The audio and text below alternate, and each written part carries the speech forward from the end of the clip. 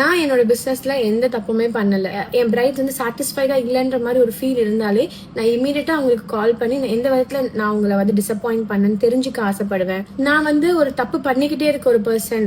இது இந்த மாதிரி கிளைண்ட்ஸ் விஷயத்துல ஒரு வாட்டி 2 வாட்டி நடந்திருக்கு. நடக்காம வந்து எல்லாரையும் சாட்டிஸ்ஃபை பண்றது கண்டிப்பா என்னால முடியாது. But I have tried my level best. ஒரு 200% கொடுத்து நான் எல்லாரோடையும் ஒர்க் பண்ணிருக்கேன். பட் ஒரு சில டைம்ல சின்ன சின்ன விஷயத்துல சின்ன சின்ன மிஸ்டேக் ஆகுறதுக்கு வாய்ப்பு இருக்கு. டைம் கொடுக்காம போயிருக்கலாம். செகண்ட் சாரி எனக்கு ஒழுங்கா கட்டலன்னு ஒரு பிரைட் சொல்லியிருக்காங்க. இந்த மாதிரி சின்ன சின்ன விஷயமும் வந்து அவங்க சொல்லும் போது எனக்கு அது பெருசா தெரிஞ்சிருக்கு. அதை எப்படி ரெக்டிஃபை பண்ணணும், எப்படி பெட்டர்மெண்ட் பண்ணணும் தான் நான் நிறைய வாட்டி யோசிச்சிருக்கேன்.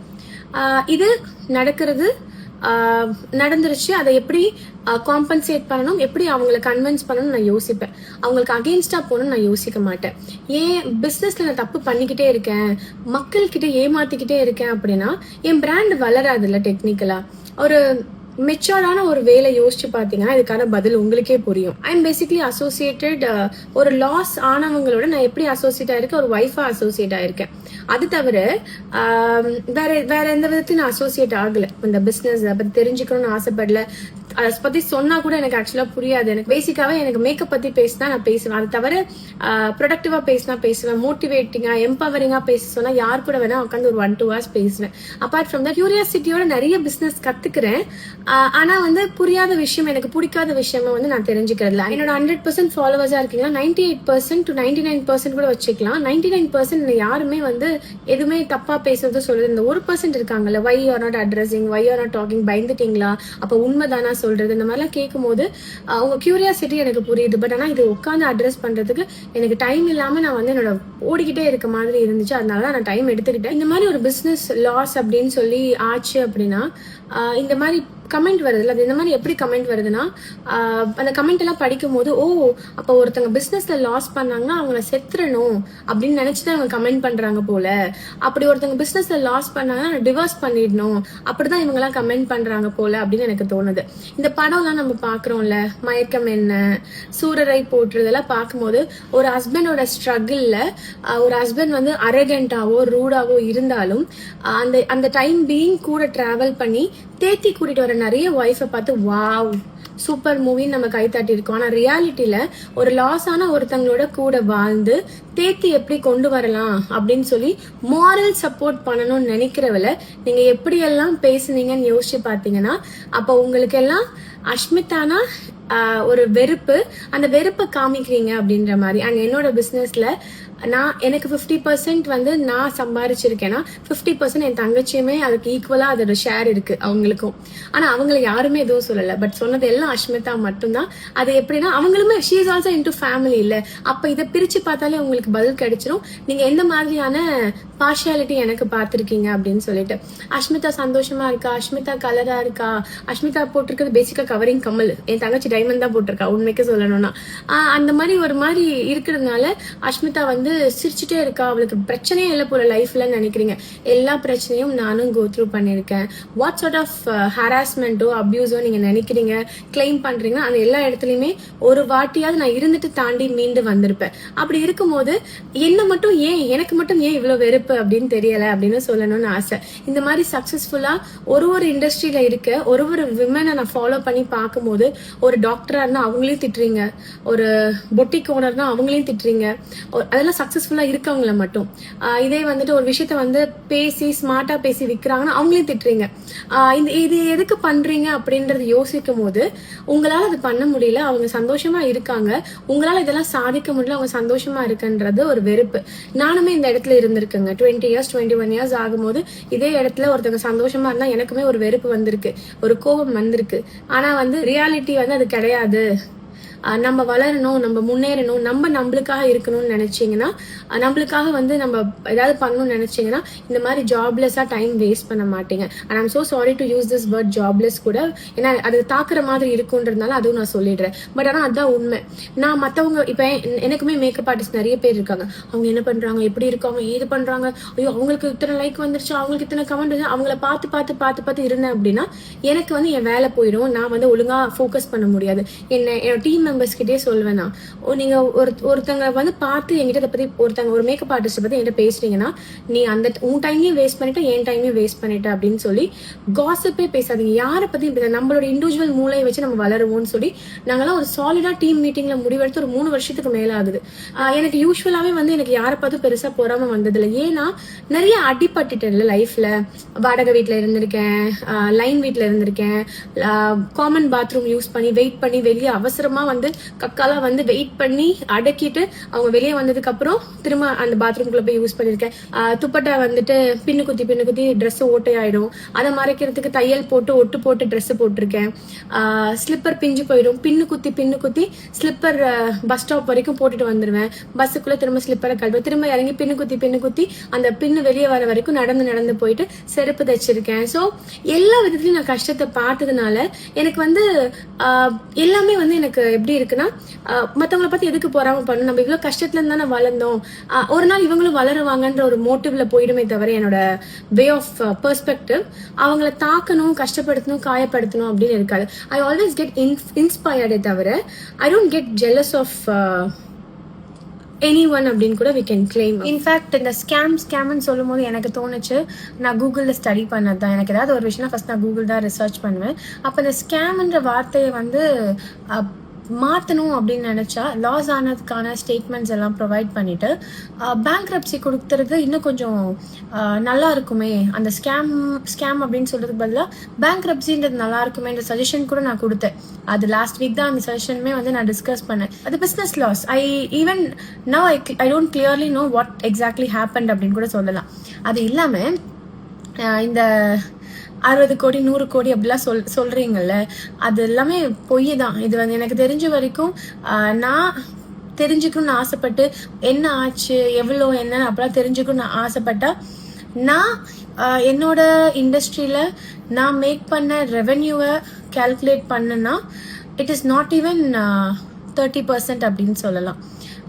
அதுதான். ஸோ அதனால வந்து இந்த டபுள் டிஜிட் நம்பர்ல கூட வந்து அந்த இன்வெஸ்ட்மெண்ட்ஸோ இல்லை வந்து லாஸோ போன மாதிரி எனக்கு தெரியல. ஏன்னா நான் பார்த்த வரைக்கும், நான் இந்த பிரச்சனை ஆனதுக்கு அப்புறம் நான் கேட்டு தெரிஞ்சுக்கிட்ட வரைக்குமே நீங்க எல்லாரும் தான் அதை ரொம்ப பெருசா பண்றீங்க. அப்படியே இவ்வளோ பேரோட பணத்தை ஏமாத்திருக்காங்க, இவ்வளோ கோடி ஏமாத்திருக்காங்கன்னா எப்படி சந்தோஷமா இருக்க முடியும்?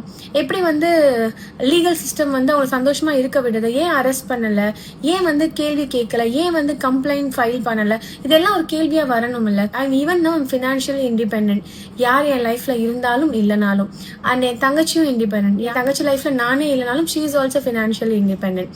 ஸோ இதெல்லாம் எதுக்கு சொல்றேன் அப்படின்னா, we know what we are doing and we are doing everything in a genuine way, transparent way அப்படின்னு சொல்லலாம்.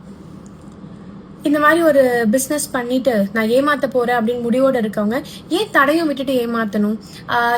ஆரம்பத்திலே வந்து வேற ஒரு பேர்லயோ வேற ஒரு விஷயத்துலயோ அவங்க சம்மந்தப்படாம என்டோர்ஸ் மட்டும் பண்ணிருக்கலாமே.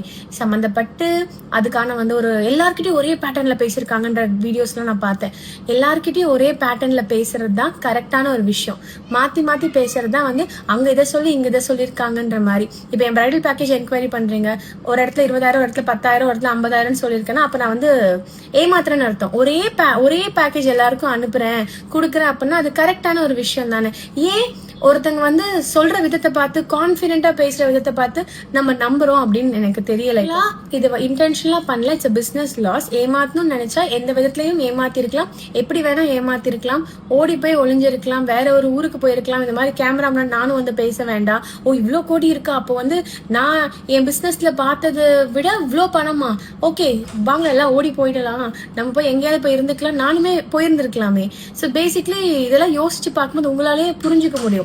அண்ட் 10 வருஷம் கஷ்டப்பட்டு நியாயமா இருந்து ஜென்யூனா இருந்து நிறைய கான்டென்ட் போஸ்ட் பண்ணி கிளைண்ட் ஹேண்ட்லிங், கிளைண்டோட நான் எப்படி வேலை பார்ப்பேன், என் வேலை எப்படி இருக்கும்னு தெரிஞ்சு உங்களுக்கு உங்ககிட்ட வந்து மக்களாகிய உங்ககிட்ட வந்து நான் என்னை தெரியப்படுத்தி ஒரு பிஸ்னஸ் ரன் பண்ணிட்டு இருக்கேன். அவ்வளோ சீக்கிரம் வந்து என் பிஸ்னஸை விட்டு கொடுத்து இப்படி ஒரு கெட்ட பேரை வந்து சுமந்துக்கிட்டு நான் வந்து கேரி ஃபார்வர்ட் பண்ணுன்றது இல்லை. எனக்கு நிறைய டார்கெட் இருக்கு இந்த பியூட்டி இண்டஸ்ட்ரியில என் அகாடமி பேஸ் பண்ணி நான் நிறைய விஷயம் சாதிக்கணும்ட்டு. அதுக்காக வந்து அவ்வளோ அசால்ட்டா என் பேரை விட்டு கொடுத்துட்டு நான் உட்கார மாட்டேன். அண்ட் நான் வந்து கன்சியூமர்ஸ் இல்ல, நீங்கெல்லாம் மக்கள், உங்ககிட்ட இருந்து கன்சியூம் பண்ணி உங்ககிட்ட வந்து நான் இதுதான் என்னோட பிசினஸ்ங்க பாருங்க, உங்களுக்கு பிடிச்சா ஜாயின் பண்ணுங்க, பிடிச்சா என்ன மேக்கப் ஆர்டிஸ்டா ஹையர் பண்ணுங்கன்னு கிளைம் பண்ற இடத்துல நான் உங்களையே ஏமாத்திட்டேன் அப்படின்னா அது எனக்கு எவ்வளவு பெரிய ஒரு அடியா இருக்கும், ஏமாற்றமா இருக்கும் என் பிசினஸுக்கு. அதை எப்படி நான் பண்றதுக்கு அலோவ் பண்ணுவேன்? ஏன்னா என் பிசினஸ் என் பிசினஸ் ரொம்ப நல்லா போய்கிட்டு இருக்கு. அது எல்லாமே கரெக்டா டிரான்ஸ்பரண்டா இருக்குது, உங்களுக்குமே தெரியும் பார்த்தா. எப்படி வந்து அந்த மாதிரி பண்ணணும்னு எனக்கு தோணும்னு யோசிச்சு பாத்தீங்களா? அப்புறமா ஒரு ஆடியோ நோட் வந்துச்சு. அந்த ஆடியோ நோட்ல ஒருத்தங்க அழுதுட்டே பேசுற மாதிரி இருந்தது. அதுக்கு ஏதோ ரிப்ளை பண்ணாங்க அப்படின்ற மாதிரி நான் வந்து கேட்டேன். அந்த ஆடியோ நோட்ல ரெக்கார்ட் பண்ணது ஏன் அது வந்து என்னோட ஹஸ்பண்டோட வாய்ஸா இருக்கணும்ன்ற ஃபர்ஸ்ட் கொஸ்டின் நான் எழுப்புவேன். செகண்ட் கொஸ்டின், அது உண்மையா இருந்திருந்தா அதுக்கு முன்னாடி பின்னாடி ஒரு ஸ்டோரி இருக்கும்ல, அதை நீங்க தெரிஞ்சுக்கணும்ல. அது முன்னாடி ஸ்டோரி சொல்றேன். அவங்க வந்து என்ன சொல்லிருக்காங்க, உன் பொண்டாட்டி நல்லா தானே இருக்கா, சந்தோஷமா தானே இருக்கா, அவகிட்ட வந்து காசை வாங்கி கொடு, உன் பொண்டாட்டிய வந்துட்டு இந்த மாதிரி எவன் கூடயாவது போ சொல்லி வந்து காசை கொடுக்க சொல்லு, இப்படின்ற வார்த்தையெல்லாம் ரொம்ப தகாத வார்த்தை. அந்த வார்த்தையெல்லாம் யூஸ் பண்ணும்போது எந்த ஒரு ஹஸ்பண்டா இருந்தாலும் சரி, எந்த ஒரு ஃபேமிலி மெம்பரா இருந்தாலும் சரி, அவளுக்கு இதுக்கும் சம்மந்தம் இல்ல, அவளை கேட்டு நீங்க இன்வெஸ்ட் பண்ணல, அப்ப அவகிட்டயே போய் வாங்கிக்கோங்க, அவளை கொடுக்க சொன்னா அவகிட்டயே வாங்கிக்கோங்க, எதுக்கு எனக்கு ஃபோன் பண்றீங்க? ஆர்எல்ஸ் வந்து முடிஞ்சதை பாத்துக்கோ, தர முடியாது, இந்த மாதிரி அந்த மாதிரி. இப்ப மயக்கமான படத்துல கூட தனுஷ் வந்து யாரோ மண்டையில பாட்டில் அடிச்சு உடைக்கும் போது யூ கைஸ் ஆர் வெரி ஹாப்பில, ஓகே ஹீரோ, அந்த ஹீரோ வந்து அடிச்சிட்டாங்க, but he will be recovering, mentally சிக்கா இருக்காங்கன்ற மாதிரி. இதுக்கு முன்னாடி நடந்த கதை யாருக்குமே தெரியல. ஒரு ஜஸ்ட் ஒரு கிளிப்பிங்கை வச்சுட்டு ஆடியோ நோட்டை வச்சுட்டு இந்த மீடியால காட்டுறதுல எந்த விதத்துல நியாயம்? அந்த ஆடியோ நோட்ல போட்டிருக்கிறதே இட்ஸ் அஃபென்ஸ் அப்படின்னா அது கேஸ் தாங்க ஃபைல் பண்ணிருக்கணும், லீகலி டீல் பண்ணணும். அதை வந்து இப்படி உட்காந்து ஒரு மீடியா சேனல்ல பேசுறது ஃபேமுக்காக நியாயம் கிடைக்கணும்ன்ற நினைச்சாங்கன்னா இந்த மாதிரி யூடியூப்லாம் உட்காந்து பேச மாட்டாங்க. To be very clear and precise. இந்த மாதிரி ஒருத்தவங்க ஃபோன் பண்ணி அழுது ரெக்கார்ட் பண்ணணும்னு நினைக்கிறாங்க அப்படின்னா ஏன் வந்து ஏமாத்தணும்னு நினைக்கிற ஒருத்தர் இவன் நான் கொடுத்துட்றேங்க, அந்த மாதிரிலாம் பேசாதீங்க அப்படின்னு சொல்லி காம் டவுனா கன்வின்சிங்கா பேசலாம். ஏன் வந்து அவங்க கிட்ட இருந்த அவங்களை ட்ரிகர் பண்ணி அவங்க கோபத்தை வந்து வாங்கி அதை ரெக்கார்ட் பண்ணுன்றதுதான் ஒரு எய்மாவே இருந்திருக்கு. So it is very clearly புரியுது, ட்ரிகர் பண்ணி பேசி அந்த வந்து திட்டுறதை வந்து நம்ம எடுத்துக்கணும், திட்டு வாங்க வைக்கிற மாதிரி பேசணும் அப்படின்ட்டு. அஷ்மிதான்ற ஒரு பேரு தவறுதலா தேவையே இல்லாத இடத்துல இழுத்து ட்ரிகர் பண்ற மாதிரி பேசினா என் தங்கச்சியா இருந்தாலும் கோவம் வரும், என் ஹஸ்பண்டா இருந்தாலும் கோவம் வரும். அதுவும் நீங்க புரிஞ்சுக்கணும். இந்த இடத்துல காசு சம்பாதிக்கிறதுக்கு வழியே இல்லாம இந்த மாதிரி ஒரு விஷயத்த வந்து யாரும் கையாளல. அஷ்மிதா நிறைய பேர் இன்வெஸ்ட் பண்ண காசுலாம் ஜாலியா இருக்காங்களா அப்படின்னு நீங்க கேள்வி கேட்கறதுக்கு முன்னாடி அந்த கேள்வி நீங்க ஃபியூச்சர்ல கேட்பீங்கன்னு எனக்கே தெரியல. நான் ஒரு திட்டுத்தனம் பண்ற மாதிரி இருந்துச்சுன்னா அதுக்கு பதிலாக எனக்கு நிறைய ஆல்டர்னேட் ஆப்ஷன்ஸ் இருக்கு. ஒரு பிராண்டை என்டார்ஸ் பண்றது, பெய்ட் ப்ரொமோஷன் பண்றது, கொலாப் பண்றது, இந்த மாதிரிலாம் பண்ணும்போது I can easily make at least 50 lakhs சொல்லலாம். ஒரு ஃபினான்ஷியல் இயருக்கு மோர் தென் 50 lakhs கூட கிளைம் பண்ணலாம். அதெல்லாம் எனக்கு டைம் இல்லை இன்ட்ரெஸ்ட் இல்லை.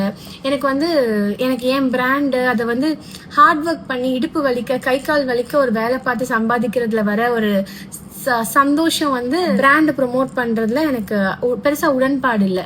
அண்ட் மோர் ஓவர் வந்து நான் மக்களை மிஸ்லீட் பண்ணிடுவேன்ற ஒரு பயமும் இருக்கு. இந்த மாதிரி காசு வாங்கிட்டு ப்ரொமோட் பண்ணும்போது நம்ம ஒரு தப்பான ஒரு கைடன்ஸ்ல மிஸ்லீட் பண்ணிடுவேன்னு நிறைய பேர் ஏதாவது கேட்டீங்கன்னா கூட அது இப்ப நான் எக்ஸாம்பிள் ஏதாவது இந்த சீப்பு யூஸ் பண்றேன், இந்த சீப்பு எங்க வாங்கினீங்கன்னு கேட்டீங்கன்னா இந்த சீப்புல வந்து ஒரு 10 நாள் யூஸ் பண்ணதுக்கு அப்புறம் அதுல இருக்க பிரச்சனை எனக்கு தெரியும்ல. அப்ப அதை ப்ரொமோட் பண்ணி உங்ககிட்ட வந்து நான் உங்களையும் மிஸ்லீட் பண்ணக்கூடாதுன்னு ஒரு காரணத்துக்காக நிறைய விஷயம் நான் ஷேரே பண்ண மாட்டேன், நிறைய பிராண்டை வந்து மென்ஷனே பண்ண மாட்டேன். ஸோ அதெல்லாம் நீங்க புரிஞ்சுக்கணும். And more over N team member கிட்ட நான் ஒரு வாட்டி பேசும்போது என் டீம் மெம்பர் ஒருத்தங்க சொன்னாங்க, கொலாப் அக்செப்ட் பண்ணல, ப்ரொமோஷன் பண்ண மாட்டீங்க, இது பண்ண மாட்டீங்க, அது பண்ண மாட்டீங்கன்னு சொல்லி நீங்க வந்து நிறைய பேர் பகிச்சிக்கிட்டீங்க அப்படின்னு சொல்லிட்டு. ஸோ அது எல்லாமே வந்து ஒரு தூண்டுதான் ஆயிடுச்சோ போல இந்த விஷயத்துல. எப்படா வந்து அஷ்மிதா மாட்டுவா சிக்குவான்னு வெயிட் பண்ணி அப்படி கோழி அமுக்கிற மாதிரி அமுக்கிட்டீங்களோ அப்படின்னு கூட தோணுச்சு. என்கிட்ட டீம்ல 25 விமன் ஒர்க் பண்றாங்க. நான் வந்து 10th டிஸ்கண்டினியூட் பண்ண ஒரு பர்சன். என்கிட்ட ஒர்க் பண்ற எல்லாருமே அட்லீஸ்ட் ஒரு டிகிரியாவது முடிச்சிருப்பாங்க, இல்லை 2 டிகிரி முடிச்சவங்க.